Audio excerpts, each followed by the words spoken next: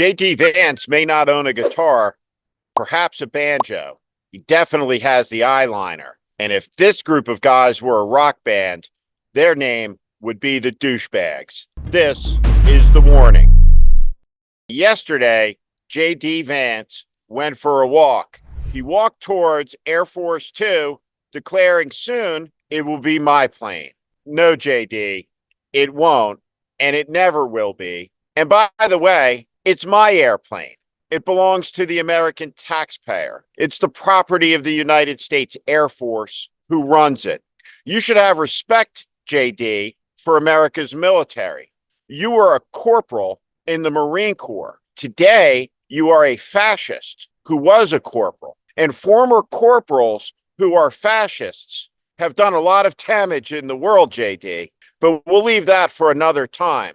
You see, JD, you're smearing Tim Walz, the governor of Minnesota, who was command sergeant major of the National Guard Regiment for 24 years of service. He retired, and after his retirement, his unit deployed to Iraq. Tim Walz ran for Congress, and it was good that Tim Walz was in Congress because he was superb at what he did. He wasn't a vile clown like your friend Marjorie Taylor Greene or Lauren Boebert. When Tim Walz was in Congress, he could actually go to the theater and refrain from giving a hand job to his date next door with children all around. He was never kicked out of a play, not for vaping, not for groping. Matt Gaetz, the list goes on and on and on and on and on. The vile little Eichmann, Stephen Chung, the fascist spokesman for the MAGA cause, said Air Force Two needed to be disinfected from the smell after Kamala Harris. Why not just drop the N-word, Stephen? Because that's what you want to say. Look at this picture. Look at these guys. They are so desperate, so needy. They are flailing and they are losing. And it is tremendous to watch. It's all slipping away now. It's all going away. And so they're assaulting a National Guard veteran who gave a quarter century of service as somebody who committed a crime called stolen valor. It's nonsense. It's bullshit. It's an argument for stupid people, and don't be tricked by it. He served honorably. And by the way, if you're one of those Americans out there who are going to pass on the rumor, have you ever worn the uniform? What service have you done? What volunteer work have you done? This man was a teacher. This man was a coach.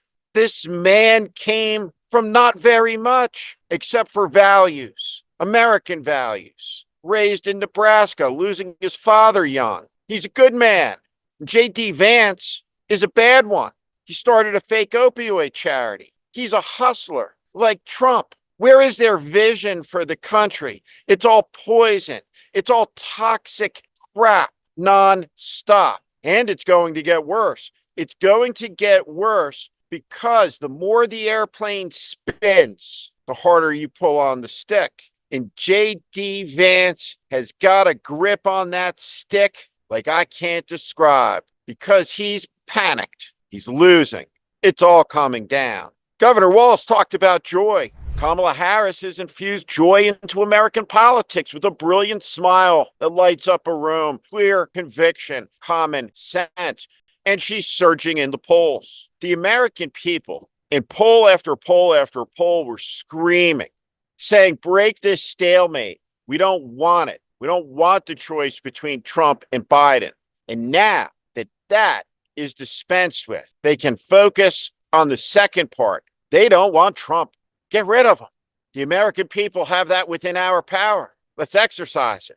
Democracy, America, is resilient. Out of deep despair and hopelessness, you see this spark and enthusiasm as if the hopelessness was never there. This is the constant cycle of the life cycle of a free people. Our peaks and valleys are deeper and higher because emotion enters into the fray. Great events play out and they are inflamed by social media, by the internet. But at the core, the real things, the things that matter, patriotism, love of country, these things can be lit by a politician with talent. This is important work, bringing the country together, its different factions, its different peoples, into a common cause. Donald Trump is a scammer. He's a taker. He's taken as much as he possibly can from this country. He's never served it. And J.D. Vance ought to look in the direction at the vile rapist he's running with. A man who said he did not want wounded warriors around him because they looked bad. He did not want to see the sight of an American man or woman sent into harm's way by their nation who returned with a missing limb. He did not want to take the time to go to the American cemetery to honor the fallen of the First World War. He's a man who has venerated Adolf Hitler. He is a man who asked the military to open fire on American civilians. Donald Trump is a disgrace. And every enlisted man to whom he ever returned a salute knows he is the most unworthy commander-in-chief the nation has ever had. A liar, a demagogue, a cheat, and a rapist. And that man and his vile eye-line-wearing hillbilly scammer running mate have no damn right to insult and degrade and attack the service of a good man when they are bad men and rotten men who seek to vandalize their country for riches, for power, and favors for their friends. This 2024 election is the great freedom election. That's why the American people will vote for the freedom ticket. And that's why this fascist ticket will get uglier and uglier and uglier with each passing day. This is the warning. Victory is coming soon. And no, JD, you're not going to get to ride on the plane. I'm Steve Schmidt. This is the warning. And I invite you to subscribe on our Substack, on our YouTube channel. Follow us. Welcome to the community.